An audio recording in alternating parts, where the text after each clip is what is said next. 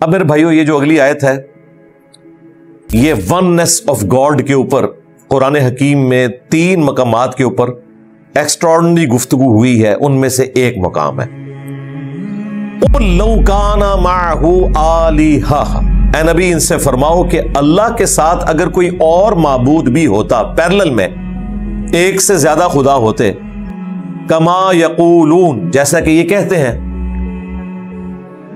اذا لابتغوا الى ذی العرش سبیلا، تو یقیناً وہ اللہ کے عرش کی طرف کوئی راستہ تلاش کرتا تاکہ اس تخت حکومت پہ قبضہ کر لے۔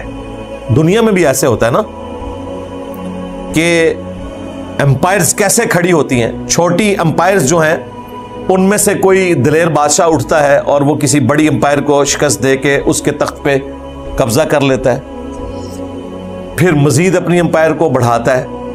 یہ ہو نہیں سکتا کہ ایک سے زیادہ امپائرز ہوں اور وہ آپس میں لڑیں نہ۔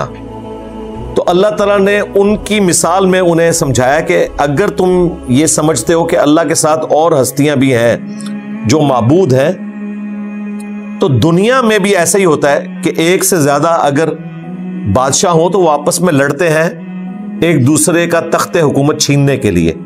اگر اللہ کے ساتھ کوئی اور الہ ہوتا، 2 بھی ہوتے ٹوٹل، تو وہ اللہ تعالیٰ کے عرش کی طرف ضرور جاتا تاکہ اس کے اوپر قبضہ کر لے۔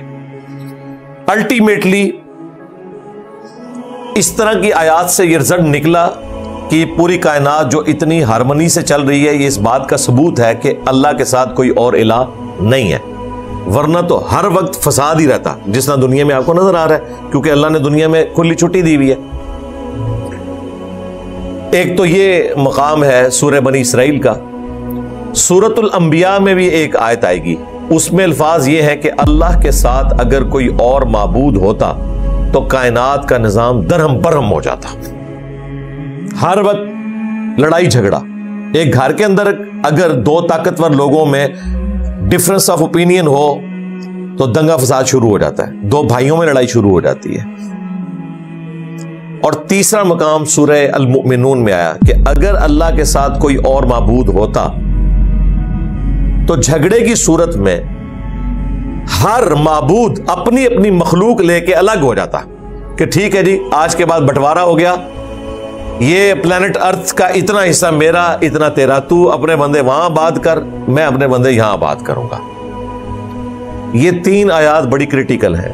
سورہ بنی اسرائیل کی آیت کہ اگر اللہ کے ساتھ کوئی اور الہ ہوتا تو عرش کی طرف راستہ تلاش کرتا تخت حکومت پہ قبضہ کرنے کے لیے، کوئی نہیں کر رہا، مراد یہ کہ ایک رب ہے۔ سورۃ الانبیاء اگر اللہ کے ساتھ کوئی اور معبود ہوتا تو اس کائنات کا نظام درم برم ہو جاتا، کیونکہ مائنڈ ایک نہ ہوتا، 2 مائنڈ ہوں گے تو آپس میں ٹکرائیں گے۔ انبیاء بھی آپس میں اختلاف رائے کر لیتے ہیں۔ حضرت موسیٰ علیہ السلام اور ہارون علیہ السلام کا اختلاف نہیں قرآن میں رپورٹ ہوا؟ معصوم ہستیاں، حتیٰ کہ وہ داڑھی کھینچی حضرت موسیٰ علیہ السلام نے اپنے بڑے بھائی کی، حالانکہ ان کا قصور بھی کوئی نہیں تھا، لیکن حضرت موسیٰ علیہ السلام نے سمجھا کہ ان سے معاملہ مس ہینڈل ہوا ہے۔ بہرحال دونوں انبیاء ہیں، تو یہ اللہ ہی کی شان ہے کہ وہ اکیلا ہے، ادروائز اللہ کے ساتھ کوئی اور الہ ہوتا تو نظام درم برم ہو جاتا۔ اور تیسرا مقام سورۃ المؤمنون کہ اگر اللہ کے ساتھ کوئی اور معبود ہوتا تو اختلاف کی صورت میں ہر ایک معبود الہ اپنی مخلوق لے کے سائڈ پہ ہو جاتا، بٹوارا ہو جاتا، لیکن ان میں سے کوئی کام بھی نہیں ہو رہا۔ یہ اس بات کا ثبوت ہے کہ اس کائنات کو ایک ہستی چلا رہی ہے۔ سبحانہ وتعالی عما یقولون، پاک ہے اور وہ بہت بلند ہے، برتری والا ہے، ہر اس بری صفت سے وہ پاک ہے جو لوگ اس کے بارے میں کلیم کرتے ہیں۔ علواً کبیرا، بہت بلندی والا، بڑی برتری والا۔ اور کیا برتری ہے اس کی؟ تسبح لہ السماوات السبع والارض، 7 آسمان اور زمین اسی کی تسبیح بیان کرتے ہیں۔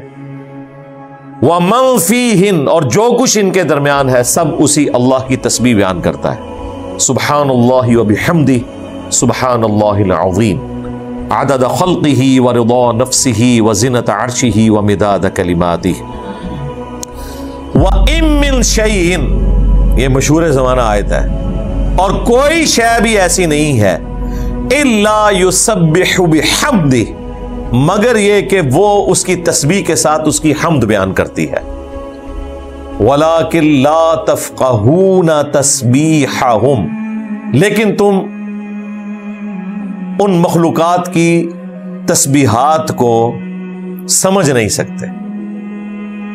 हकीकत बात है, हम तो इंसानों में मुख्तलिफ जुबानों को नहीं जानते, और अल्लाह ताला की तो इतनी मखलूकात, 2 मिलियन से ज्यादा स्पीशीज तो प्लेनेट अर्थ पे हैं, 2 मिलियन यानी कि 20 लाख स्पीशीज हैं, और हर स्पीशी की तादाद अरबों खरबों में है। सब के सब अल्लाह की तस्बीह बयान करते हैं। सूरतुर राद में आया कि ये जो बिजली भी चमकती है ना, ये भी अल्लाह की तस्बीह बयान करती है। इसी तरीके से सही बुखारी में आया, इब्न मसूद कहते हैं कि बाज़ औक़ात हम रसूलुल्लाह सल्लल्लाहु अलैहि वसल्लम के साथ खाना खा रहे होते थे, तो हम नवाले में से अल्लाह की तस्बीह की आवाज़ खुद सुनते थे। वो पैगंबर की मौजूदगी की वजह से अल्लाह ताला सहाबा कराम को ऐसा एक्सपीरियंस करवाता था ताकि उनका ईमान आला दर्जे का हो, क्योंकि उन्होंने फिर उस लेगेसी को आगे चलाना होता था। फिर वो जो बुखारी में मशहूर हदीस है, नबी इस्लाम जुम्मे के दिन जब तशरीफ लाए मस्जिद में, तो एक ऊंट के बच्चे के रोने की तरह चीखो पुकार की आवाज सुनाई दे रही थी। सहाबा कराम को नहीं पता चला कि ये कौन रो रहा है, लेकिन नबी इस्लाम को पता चल गया। वहां एक खजूर का तना था जिससे आप सल्लल्लाहु अलैहि वसल्लम टेक लगा के खुतबा दिया करते थे। जिंदा खजूर की बात नहीं हो रही है, खजूर का एक तना लगाया हुआ था, उतरा हुआ। खजूर तो वैसे भी आप ऊपर वाला हिस्सा उसका काट दें तो ये वह दरख्त है जो कत्ल हो जाता है इंसान की तरह। बाकी दरख्तों को आप काटते हैं ना तो उसकी नई शाखें निकलती हैं, लेकिन खजूर का अगर आप ऊपर वाला गला काट दें ना, जहां फ्रूट है, तो वो कत्ल हो जाता है, फिर वो एक टोंडी रह जाती है, कुछ भी नहीं उस पर। एक बड़ा गैर मामूली दरख्त है, तो वो फिर इस्तेमाल होता था जिस तरह आजकल आप ये बीम डालते हैं छतों में, तो वो उस वक्त इस्तेमाल होता था। इसी तरीके से छोटे तने जो हैं वो टेक लगाने के लिए। तो बुखारी में आता है, एक मदीना शरीफ में कोई अंसारी औरत थी, उसने नबी इस्लाम को गिफ्ट किया एक मिंबर। तो वो पहला जुम्मा था, आप मिंबर पे तशरीफ फरमा हुए, तो आपके मिंबर पे चढ़ने से पहले ही उसने शोर मचा दिया। उसे पता चल गया कि भाई ये, फिर नबी इस्लाम उसके पास तशरीफ लाए, आपने उस पे हाथ फेरा तो वो सिसकियां लेता हुआ खामोश हो गया। ये नबी इस्लाम के मौज़ात में से है। तो इससे पता चला कि ये मखलूकात भी कलाम करती हैं। सो नबी दाऊद में हदीस है, नबी इस्लाम एक दफ़ा एक अंसारी के बाग में तशरीफ ले गए, तो फ़ौरन ऊँट भागता हुआ आया, आपके कान में एक बात की, और नबी इस्लाम ने कहा इसका मालिक की तरह बुलाया गया। आपने फरमाया कि ये तेरी शिकायत लगा रहा है कि अब मैं बूढ़ा हो गया हूँ तो ये मुझे नहर करने का इरादा रखता है और मुझसे ज़्यादा मुशक्कत लेता है। तो उन्होंने कहा या रसूलल्लाह, मैं अब इसको अल्लाह की रज़ा की खातिर आज़ाद करता हूँ। अच्छा, आप देखें ऊँट को कैसे पता चला कि अल्लाह के नबी है, सोचने की बात है। तो ये याद रखिएगा, सरकश जिन्नों और इंसानों के सिवा दुनिया की, कायनात की हर मखलूक पैगंबर को पहचानती है। ये अल्लाह ने गैर मामूली चीज़ रखी हुई है। पत्थरों को, दरख्तों को, पहाड़ों को, दरियाओं को ये बताने की जरूरत नहीं है कि ये पैगंबर आ रहा है।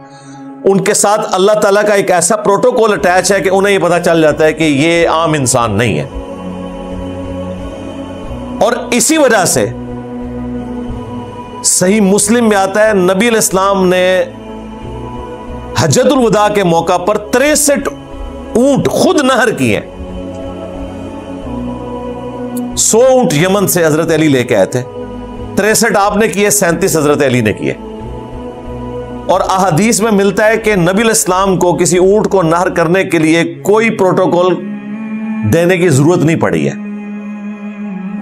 क्योंकि जानवरों को पता है हम अल्लाह के लिए कुर्बान हो रहे हैं और ये अल्लाह के पैगंबर कर रहे हैं। वो उनके सामने सर तस्लीम खम कर देते थे।